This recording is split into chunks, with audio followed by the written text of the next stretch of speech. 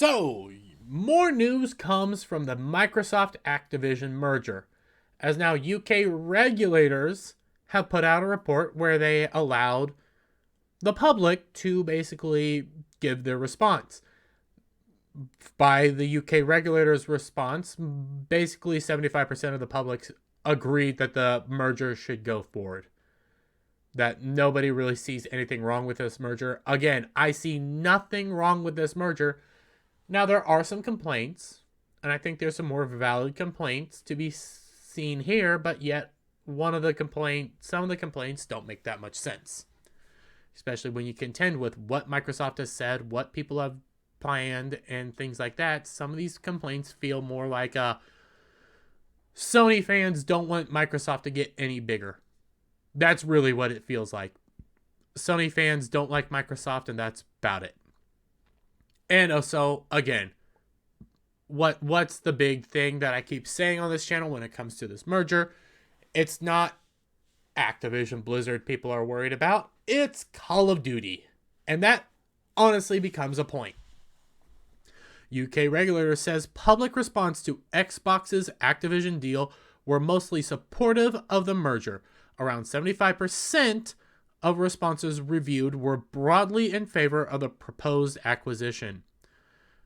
The UK's Competition and Markets Authority, CMA, has released a summary of the response it received after inviting members of the public to share their views on Microsoft's proposed acquisition of Activision Blizzard. In October, the CMA published an issues statement which laid out the main areas it was looking to consider in reaching a decision on whether the $69 billion deal would result in a substantial lessening of competition. That's right. It's not just the FTC which is investigating, and well, the FTC is actually suing, along with some gamers. Check out my video from yesterday to see more about that, because that's a funny little thing. Also, CMA, the UK people and European unions and people like that are looking into this. Now, there's some regulators that have looked into it and said they see nothing wrong here. That's not stopping others from doing it. Now, how do I feel about a UK-based company, a UK government, stepping in to try to stop Microsoft and Activision from merging? Not a huge fan, but then again, I don't know where all these companies are based out of, so that's a factor that I need to look into. Not a huge fan of that. Granted, if foreign companies can stop American companies from buying each other up, well, why can't American companies do that to other companies? That's political. It also invited members of the public to respond to the issues statement over a 2-week period. Ooh, that's fun. I wish I did that.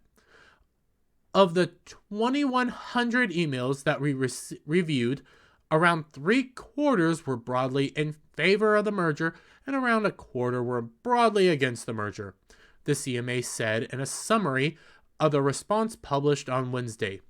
No clear view was expressed for or against the merger by a small number of respondents. No clear view was expressed for or against the merger by a small number of respondents. Well, it kind of sounds like there were some clear views.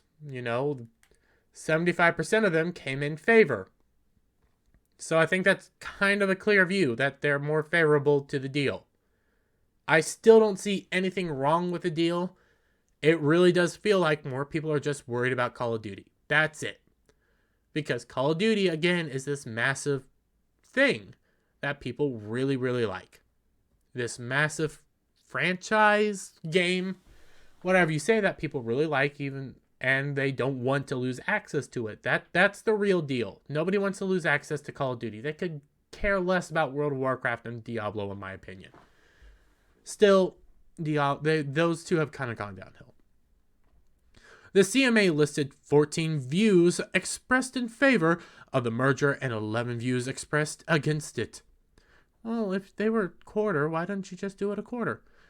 Some who argued in favor of the deal said it would allow Microsoft to better compete with Sony and Nintendo. Well, Yeah, this next point, I kind of see what they're saying with Nintendo, but it would be better to compete with Sony, who are bigger players in the games industry. Nintendo competes with Nintendo. Nintendo doesn't compete with anybody else. Nintendo competes with Nintendo. Sony, however, like I've been saying in every video on this topic, is the one, if this merger goes through, Sony will still be one of the top 2 companies in the world. Microsoft would only be number 3. Sony is still a larger gaming company than Microsoft. Sony is huge.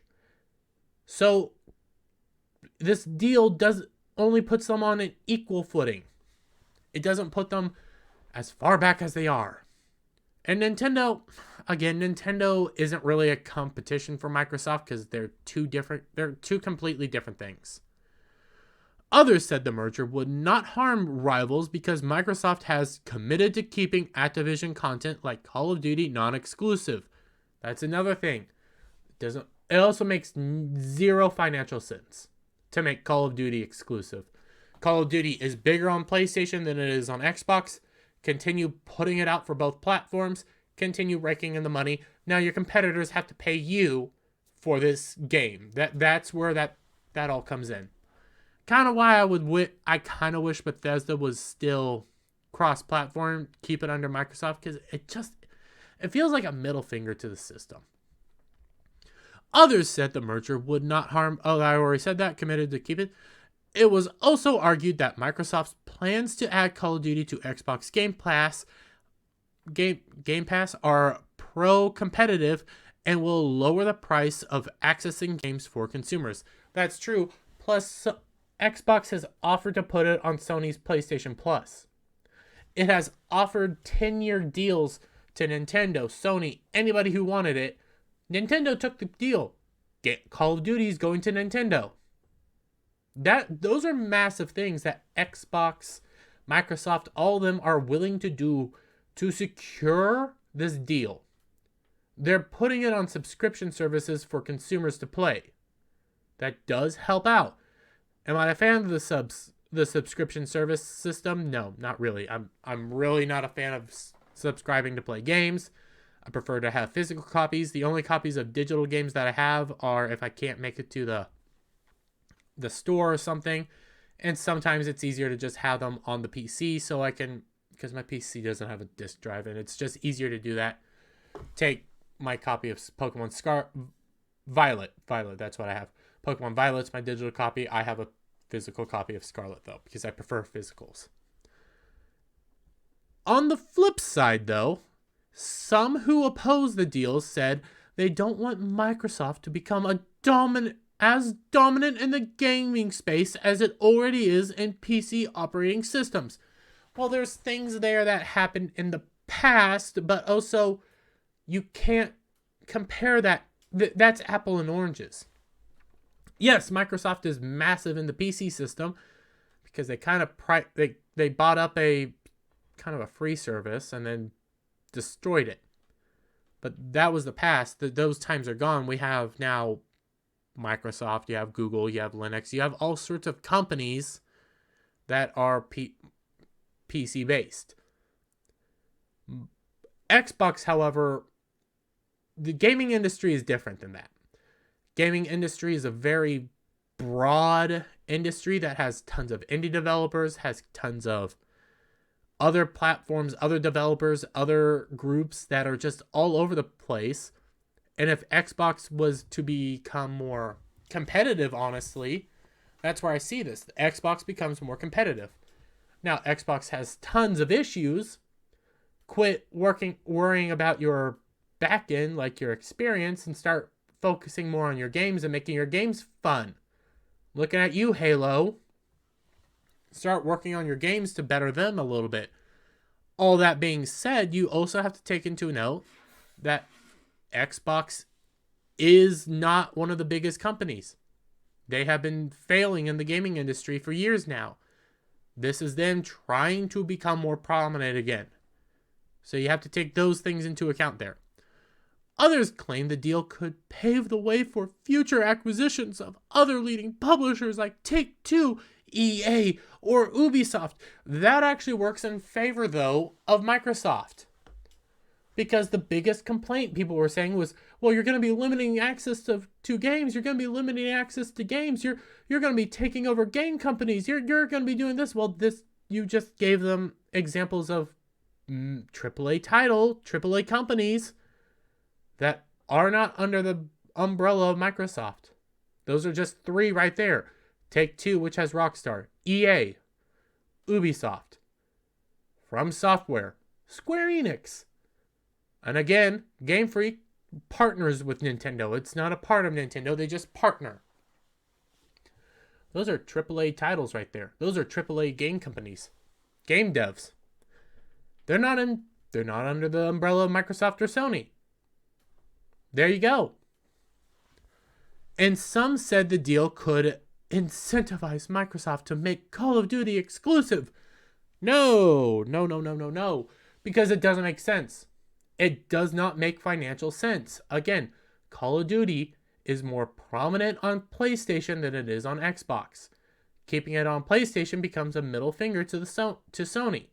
That's the funny part. Keeping it non-exclusive allows everybody to use it.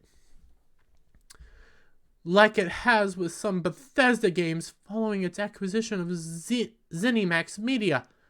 Yeah, okay. They have 343. Halo's exclusive. But also over on Sony, God of War has been exclusive.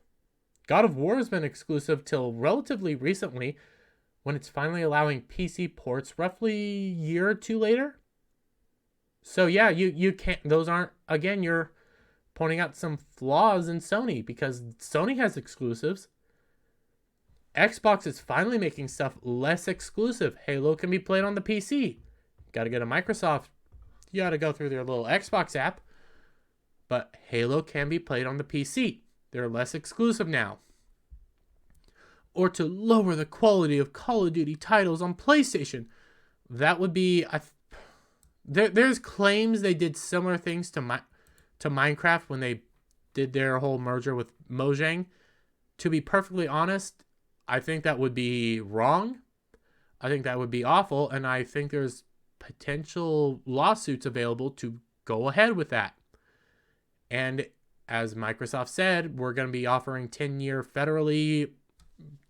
deals that can be federally charged against us. These are deals that if we mess up in any way, you can charge us with all sorts of crimes. Yep, that's a thing. In September, the CMA said its inquiry into the merger had officially been expanded to a second phase due to a number of antitrust concerns. Notably, the watchdog is worried about the impact the deal could have on PlayStation's ability to compete. PlayStation would still have the ability to compete.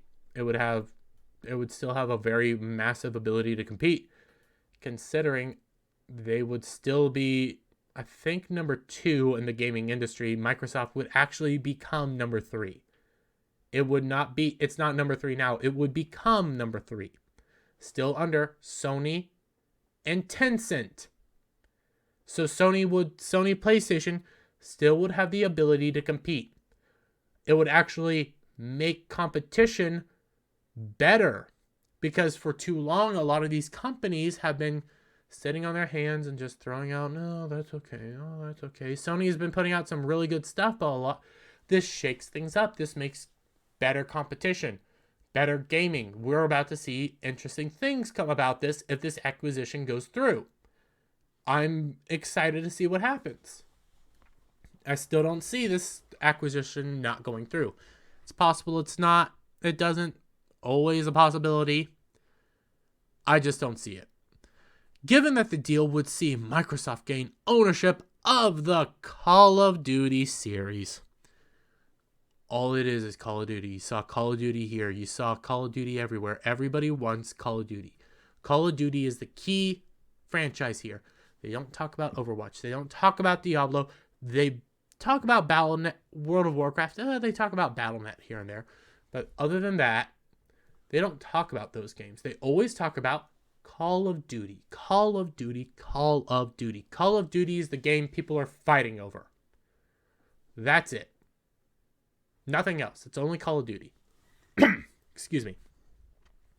The CMA has spent the last few months gathering further evidence, issuing questionnaires, and holding hearings with the relevant parties. It plans to notify them of its provisional findings. I could not say that word for a moment. Provisional findings and possible remedies to any competition concerns it may still hold in January. So I have to wait another month for more information. Ooh, this is going to be fun. I'm going to go through every little thing. I'm going to report on every little thing about this deal because I do like this deal. I find this deal fascinating. I like talking about this deal. This deal is cool. And I'm going to continue doing it. I'm not going to stop. And January is going to be fun.